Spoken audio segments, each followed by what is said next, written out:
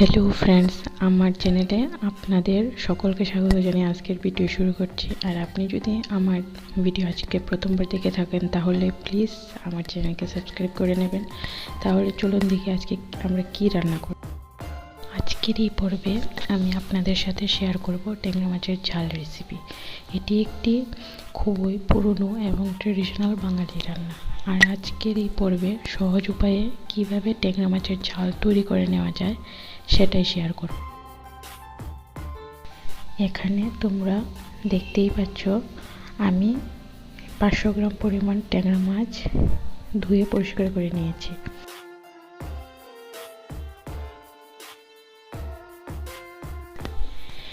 এরপর মাছটির মধ্যে নুন হলুদ মিশিয়ে নেব। নুন হলুদ মিশিয়ে নেওয়ার পর 5 মিনিট এগুলোকে রেখে দেব। একটু আদা, একটু রসুন ও অর্ধেকটা পেঁয়াজ আমি বেটে আলাদা করে রেখে দেব।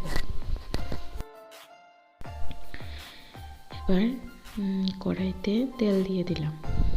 তেলটা গরম হলে তার মধ্যে ম্যারিনেট করা মাছগুলো দিয়ে দেব এবং ওদের ভালো করে ভেজে তুলে রাখবো।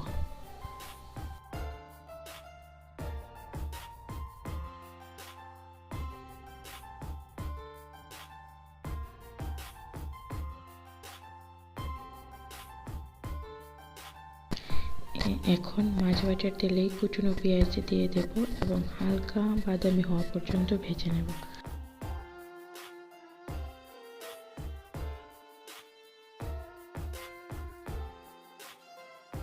এখন আগে থেকে বেটে রাখা আদা, রসুন ও পেঁয়াজ দিয়ে দিলাম। হালকা একটু জিরে বাটাও দিয়ে দিলাম।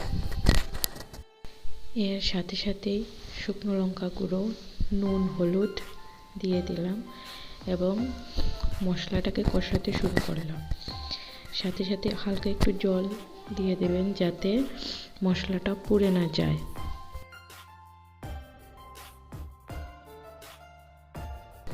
মশলাটা কষাতে কষাতে তার মধ্যে দুটো চেরা কাঁচা লঙ্কা দিয়ে দিলাম এবং আরেকটু কষিয়ে নিলাম।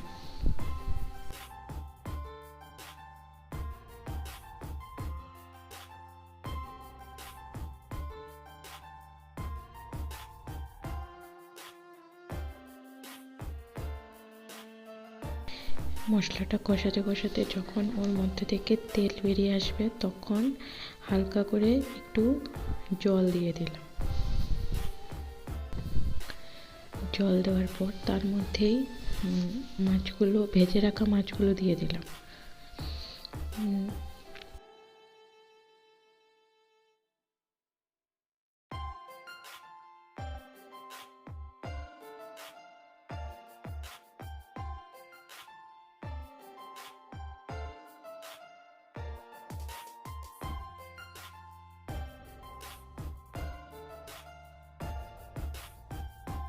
এই সময় স্বাদ বুঝে একটু নুনও দিয়ে দিতে পারেন।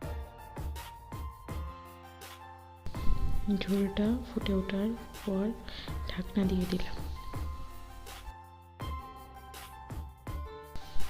ঢাকনা খুলে তার মধ্যে ধনেপাতা ছিটিয়ে দিলাম।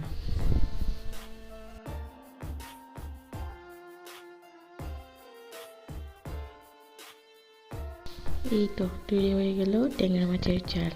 গরম গরম পরিবেশন করুন সাদা ভাতের সাথে। আজকের এই রেসিপিটা আপনাদের যদি ভালো লেগে থাকে তাহলে লাইক, শেয়ার, সাবস্ক্রাইব করার জন্য অনুরোধ রইল। তাহলে আজ এই পর্যন্তই, দেখা হবে আগামী পর্বে। Thank you for watching.